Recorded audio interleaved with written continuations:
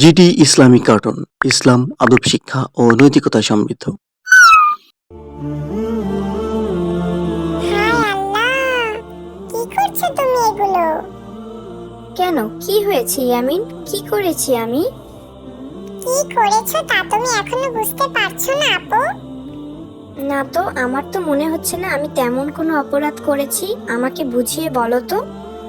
রাইসা আপু, আগে বলো তুমি কি রোজা আছো আজকে? এ আবার কেমন কথা? রোজা থাকবো না কেন, অবশ্যই আছি। ইয়া আল্লাহ, তাহলে তো তোমার রোজা এখন ভেঙে গিয়েছে। কি হবে এখন বলো তো? আস্তাগফিরুল্লাহ, কি বলছো এগুলো তুমি ইয়ামিন? কেন রোজা ভেঙে যাবে? বসে বসে তুমি টিভি দেখছো আর তোমার রোজা ভাঙেনি, এটা তুমি আমাকে বিশ্বাস করতে বলছো আপু? তুমি জানো না টিভি দেখলে রোজা ভেঙে যায়? ইয়ামিন, আমি টিভিতে কি দেখছি বলো তো? টিভিতে তুমি ইসলামিক কুইজ প্রতিযোগিতা দেখছো, কিন্তু টিভি তো দেখছো, তাহলে তোমার রোজা থাকলো কি করে বলো তো? ইয়া আল্লাহ, তুমি তো আমায় ভয়ই পাইয়ে দিয়েছিলে। কি না কি ভেবেছি আমি। টিভিতে আমি যদি কোনো খারাপ সিরিজ দেখতাম তাহলে অবশ্যই আমার রোজায় সমস্যা হতে পারত, যদি আল্লাহ চাইতো। কিন্তু আমি তো রোজায় ভালো কিছু দেখছি, ইসলামিক কুইজ দেখছি, গজল দেখছি। এতে খারাপ কোথায়? এগুলো তো শিক্ষণীয় ভিডিও। মানে কিন্তু আমি তো জানি টিভি দেখলেই রোজা ভেঙে যায়। ওই যে আনাস ওরা বলছিল যে টিভি দেখলে মোবাইল দেখলে রোজা ভেঙে যায়, রোজা থাকে না। আসলে ইয়ামিন, আমরা ভালো খারাপ দুটোকেই গুলিয়ে ফেলি, বুঝতে পারলে? আমরা যদি ভালো জিনিস দেখি, ভালো জিনিস থেকে শিক্ষা নেই, তাহলে এতে ক্ষতি কোথায়? খারাপ কিছু তো দেখছি না, খারাপ কিছু দেখলে সে বিষয়ে আলাদা। আর তুমি অন্যের কথা কেন বিশ্বাস করো? আমি তোমাকে আগেও বলেছি না, তুমি নিজে পড়বে, নিজে শিখবে, নিজে দেখবে, তারপরে তুমি সেই জিনিসটা নিয়ে কথা বলবে, তার আগে নয়। ও, এই ব্যাপার, আমি তো জানতাম না আপু এগুলো। ভালো কিছু কখনোই আমাদের রোজার ক্ষতি করে না। আল্লাহ আমাদের উপর এতটাও কঠোর নন, বুঝতে পারলেই আমি। তাই তো, আসলে আমি তো এমন করে ভেবে দেখিনি কখনো। তোমাকে অনেক অনেক ধন্যবাদ আমাকে এত সুন্দর করে বুঝিয়ে বলার জন্য। আচ্ছা আচ্ছা, ঠিক আছে, এসো আমরা দুজন একসাথে মিলে দেখি। কত সুন্দর সুন্দর প্রশ্ন উত্তর হচ্ছে, গজল হচ্ছে। তুমি চাইলে এখান থেকে গজল শিখতে পারো ইয়ামিন। ঠিকই বলেছ আপু, এই রমজান মাসে কত সুন্দর সুন্দর প্রোগ্রাম হয়, আমরা না জেনে কত কত খারাপ চিন্তা ভাবনা করতাম। আসলে এগুলো থেকে অনেক কিছু শেখার আছে, আমি আনাসকেও বলে দিব এগুলো। হ্যাঁ, একমাত্র ইসলামই শান্তির ধর্ম।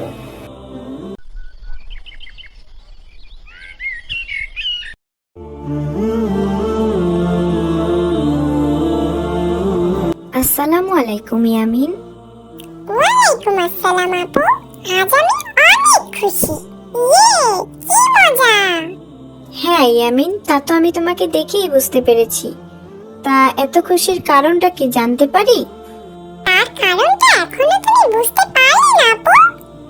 কিছুটা তো বুঝতে পেরেছি ইয়ামিন, কিন্তু তাও তুমি বলো তো কিসের জন্য তুমি এত খুশি? আরে, পবিত্র মাহে রমজান উপলক্ষে তো আমাদের আগামীকাল থেকে মাদ্রাসা বন্ধ দিয়েছে। আর এই উপলক্ষে আমাদের এক মাস ব্যাপী মাদ্রাসা বন্ধ দিয়েছে। এরপর ঈদের পর থেকে আরো 7 দিন বন্ধ থাকবে মাদ্রাসা। তাহলে আমি খুশি হব না তো কি করব বলো তো আপু? তা তো আমি বুঝতেই পেরেছি, কিন্তু এটা তো ঠিক না ইয়ামিন। পড়াশোনা না করলে তুমি কিভাবে বড় হবে বলো তো? পড়াশোনা না করলে কি বড় হওয়া যায় না আপু? এই বড় সেই বড় নয় ইয়ামিন। বেশি বেশি বই পড়লে জ্ঞান অর্জন হবে তোমার, এবং মানুষের মতো মানুষ হতে পারবে।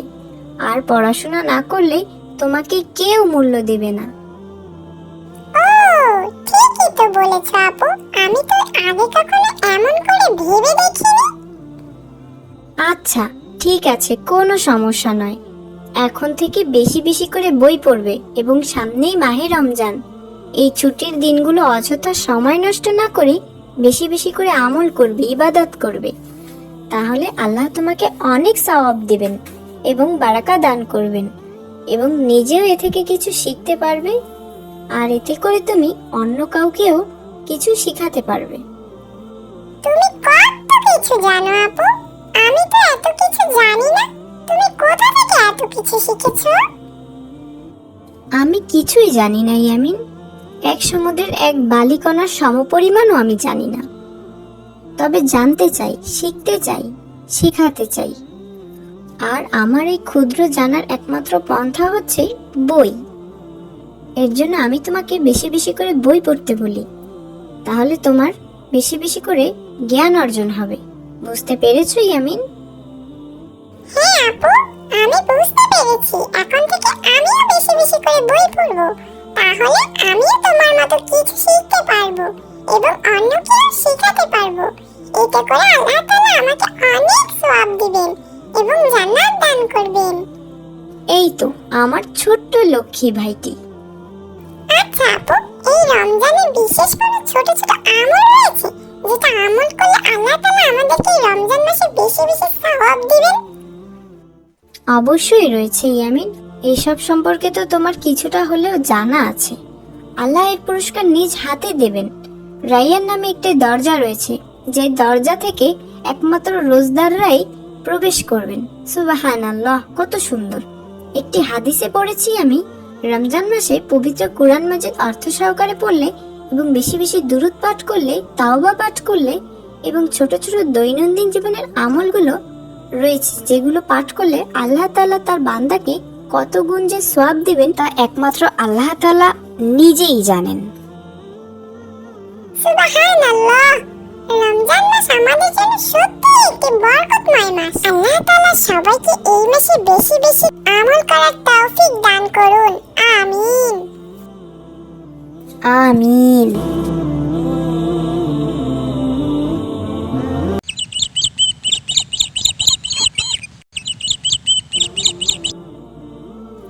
আসসালামু আলাইকুম মা মায়েশা। ওয়ালাইকুম আসসালাম মা।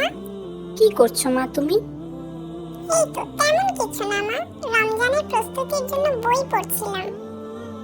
তা হঠাৎ করে রমজানের বই নিজে থেকে পড়ার কারণটা জানতে পারি? আর কিছুদিন পরেই যে মাহে রমজান মাস শুরু, এর জন্য মাদ্রাসার হুজুর বলেছেন আগামীকাল সবাই যেন মাহে রমজানের সার্বিক প্রস্তুতি সম্পর্কে আমরা জেনে আসি। আর হুজুর বলেছেন যে সব থেকে সুন্দর করে বুঝিয়ে বলতে পারবে তাকে পুরস্কৃত করা হবে। তাই নাকি? এ তো বেশ ভালো কথা। হ্যাঁ মা, হুজুরের কাছ থেকে পুরস্কারটি আমিই নিতে চাই মা। আচ্ছা মা, তুমি কি আমায় রমজানের প্রস্তুতি সম্পর্কে বুঝিয়ে বলবে? অবশ্যই বলবো মা মায়েশা, কিন্তু আমি বলার পরেও তোমাকে বই পড়তে হবে, কারণ বই যত বেশি পড়বে ততই জ্ঞান অর্জন হবে। কেমন? ঠিক আছে মা। আচ্ছা, তুমি আগে আমার একটি প্রশ্নের উত্তর দাও তো। জি বলো মা। রমজান মাস সম্পর্কে তুমি এখন কি কি পড়েছো এবং কি কি বুঝেছো আমাকে কিছুটা বলো তো। রমজান মাস তাকওয়ার মাস, জাহান্নাম থেকে নাজাত পাওয়ার মাস। এই মাসকে রহমত, বরকত ও মাগফিরাত তিন ভাগে ভাগ করা হয়েছে। এই মাসে জাহান্নামের দরজা বন্ধ থাকে আর জান্নাতের দরজা খুলে দেওয়া হয়। এই মাসে শয়তানকে বেঁধে রাখা হয়, তাই ইবাদত ও ক্ষমা পাওয়ার এটাই সর্বশ্রেষ্ঠ সময়। মাশাআল্লাহ, অনেক সুন্দর বলেছো মা। রমজান সিয়াম সাধনার মাস। আচ্ছা মা মায়েশা, তুমি কি জানো রমজান মাসের ফরজ কয়টি? জানি না মা। আচ্ছা ঠিক আছে মা, আমি বলছি। রমজান মাসের ফরজ মাত্র একটি। আল্লাহ তাআলা কুরআনে কারিমে সূরা বাকারার 183 নম্বর আয়াতে বলেছেন, হে মুমিনগণ, তোমাদের উপর রোজা ফরজ করা হয়েছে যেভাবে ফরজ করা হয়েছিল তোমাদের পূর্ববর্তীদের উপর, যাতে তোমরা তাকওয়া অবলম্বন করো। আমাদের আগেও কি রোজা ফরজ ছিল? রোজা একটি বিশেষ ইবাদত। আচ্ছা মা, রোজা কি সবার উপর ফরজ? অবশ্যই সকল প্রাপ্ত বয়স্কদের উপর রোজা ফরজ, যারা শারীরিক ও মানসিকভাবে সুস্থ। তাহলে মা ছোটদের উপর কি রোজা ফরজ না? ফরজ নয়, কিন্তু ছোট থেকে রোজা রাখা ভালো, কারণ এতে বড় হয়ে রোজা রাখতে কষ্ট হবে না। বড়দের উচিত ছোটদের রোজা রাখার ব্যাপারে উৎসাহিত করা।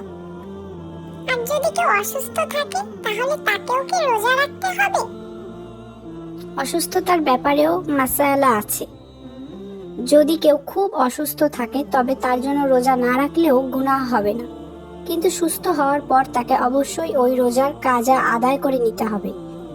আর যদি কাজা আদায় করতেও অপারগ হয় তবে রোজার পরিবর্তে টাকা ফিদিয়া দিতে হবে। মা, ফিদিয়া কি? ফিদিয়া হলো শরিয়াহ মোতাবেক কেউ রোজা রাখতে না পারলে তার পরিবর্তে রোজার জন্য একটি ফিতরা, এর সমপরিমাণ খাদ্য বা মূল্য একজন গরিবকে দান করা।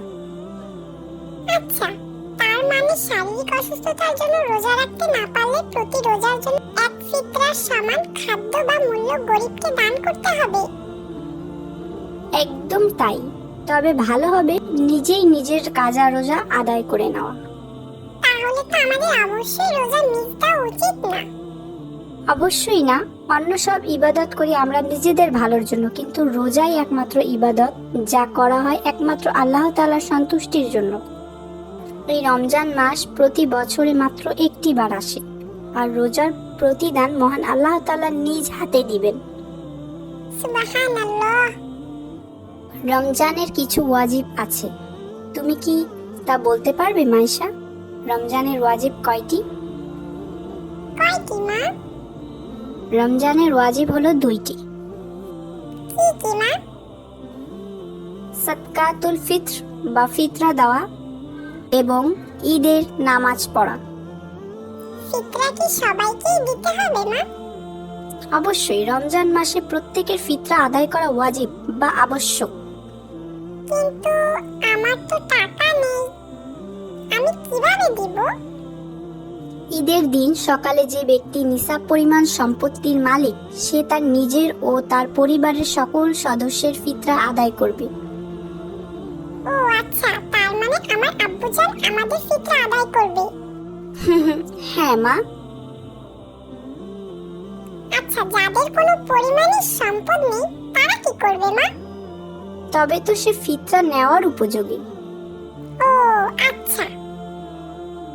রমজান মাসে বেশ কিছু সুন্নত আছে, তুমি কি কিছু রোজার সুন্নত সম্পর্কে বলতে পারবে? জি মা, পারবো কিছুটা। ঠিক আছে, বলো তো।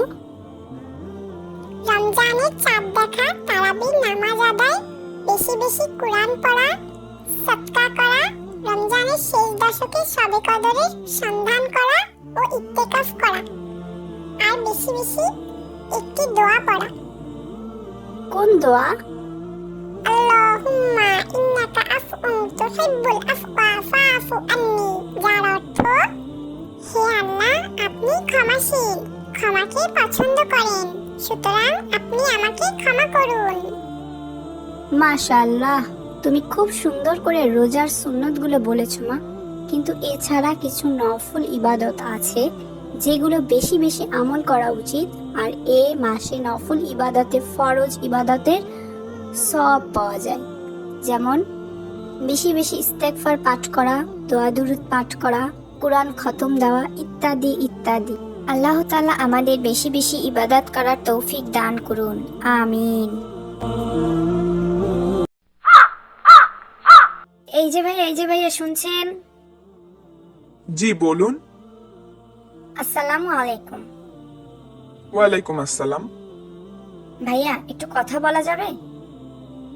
জি বলুন। ভাইয়া আপনার নাম? আব্দুর রহমান। তো রহমান ভাই, আপনি কি রোজা রেখেছেন? জি আলহামদুলিল্লাহ, আমি রোজা রেখেছি। আপনাকে একটা চ্যালেঞ্জ দেওয়া হবে, আপনি যদি চ্যালেঞ্জটা পূরণ করতে পারেন তাহলে এই 1 লক্ষ টাকা আপনাকে দেওয়া হবে। আপনি কি চ্যালেঞ্জটি নিতে ইচ্ছুক? জি বলুন, কি চ্যালেঞ্জ? আমার হাতে যে পানির বোতলটি দেখছেন সেটা থেকে আপনাকে 1 ঢোক পানি খেতে হবে, ব্যাস এতটুকুই। কি বলছেন? আপনাকে তো বললামই আমি রোজা আছি, তারপরেও আবার এভাবে কি ধরনের কথা বলতে পারেন? ভাই আপনি তো শুধু 1 ঢোক পানিই খাবেন, এ আর এমন কি? এ আর এমন কি মানে? 1 ঢোক পানি খেলেই তো আমার রোজা ভেঙে যাবে। ভাইয়া এক জগ পানি খেলেই 1 লক্ষ টাকা আপনার হয়ে যাবে। সামনেই ঈদ, মন মতো শপিং করতে পারবেন, বুঝে শুনে উত্তর দিবেন, আর পরে আপনি রোজাটা কাজা করেও নিতে পারবেন। এমন সুযোগ কিন্তু বারবার পাবেন না ভাইয়া। আরে রাখেন তো আপনার 1 লাখ টাকা। ইচ্ছা করে রোজা ভাঙলে তার কাফারা দিতে হয়। তাছাড়া রোজা রাখার আগেই যদি আমার মৃত্যু হয়, তাহলে আপনি কি আমার পাপের শাস্তি বহন করবেন? ভাইয়া এমন সুযোগ হাতছাড়া করবেন না। আপনি একজন মুসলিম হয়ে কিভাবে এসব ধরনের কথা বলতে পারেন? আমার তো সন্দেহ হচ্ছে আপনি কি আসলেই মুসলিম। ইচ্ছা করে রোজা ভাঙার শাস্তি কতখানি কঠিন তা কি আপনি জানেন না? একজন খাঁটি মুমিন কখনোই কোটি টাকার জন্য হলেও তার রোজা ভাঙে না। সরুন বোন, আমাকে যেতে দিন। আপনি শিওর আপনি চ্যালেঞ্জটি নেবেন না? অবশ্যই না। ওকে ভাইয়া।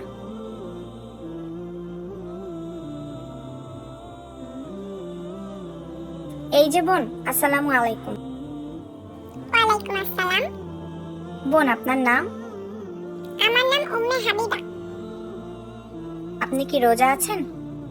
জি অবশ্যই।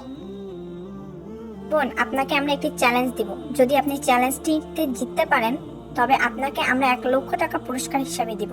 আপনি কি চ্যালেঞ্জটি নিতে ইচ্ছুক? 1 লক্ষ টাকা? ওয়াও, আমাকে কি করতে হবে বলুন। আপনি জাস্ট এই বোতল থেকে 1 জগ পানি খাবেন, ব্যাস এতটুকুই। মাত্র 1 জগ পানি খেলে 1 লক্ষ টাকা আমার? এই টাকাগুলো আবার জাল নয় তো? জি না আপু, এই টাকাগুলো পুরোই আসল। এটা জাস্ট রোজা কেন্দ্রিক একটা চ্যালেঞ্জ রেখেছি আমরা। আর আপনি যদি এই 1 জগ পানি খান তবে আগামী 5 মিনিট পর এই টাকাগুলো আপনার হয়ে যাবে। সামনেই ঈদ, অনেক শপিং করতে পারবেন। আপনি শিওর আমি 1 জগ পানি খেলেই আপনি এই টাকাগুলো আমাকে দিয়ে দিবেন? এটা আবার প্র্যাঙ্ক নয় তো? না না, এটা কোনো প্র্যাঙ্ক নয়। আপনি জাস্ট পানি খেলেই আপনাকে টাকাগুলো দিয়ে দেওয়া হবে। ওকে, আমি রাজি। একটা রোজারই তো ব্যাপার, পরে কাজা করেও নেওয়া যাবে। জি অবশ্যই। এই যে নিন পানির বোতল।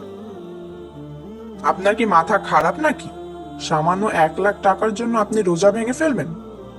1 লাখ টাকা সামান্য? সামান্য নয় তো কি? একটি রোজার কাছে পৃথিবীর সব মূল্যবান জিনিসও তুচ্ছ। তাহলে আপনি আমাকে 1 লাখ টাকা দিন তো। আপনাকে কেন টাকা দিতে যাব? তাহলে আমাকে বাধা দিচ্ছেন কেন? একজন মুমিন হিসেবে আপনাকে অন্যায় থেকে বিরত রাখা আমার কর্তব্য। আমি তো আমার রোজা ভাঙবো, তাতে আপনার সমস্যা কি? নাকি আমি 1 লক্ষ টাকা পেয়ে যাব তাতে আপনার হিংসে হচ্ছে? সরুন তো, আমাকে আমার কাজ করতে দিন। ভাইয়া থামুন। আমরা একটা ভিডিও করছিলাম যেখানে আমরা প্রকৃত মুমিন খুঁজছিলাম। এতক্ষণ যা দেখেছেন তা সবই সাজানো। ভাইয়া আমাদের এই চ্যালেঞ্জে আপনি জিতে গেছেন, তাই আমাদের পক্ষ থেকে এই নগদ 1 লক্ষ টাকা আপনার। তার মানে রোজা ভাঙার বিষয়টি সম্পূর্ণই সাজানো ছিল? জি ভাইয়া, পুরোটাই সাজানো। এই 1 লক্ষ টাকা আপনার সততার পুরস্কার। আলহামদুলিল্লাহ।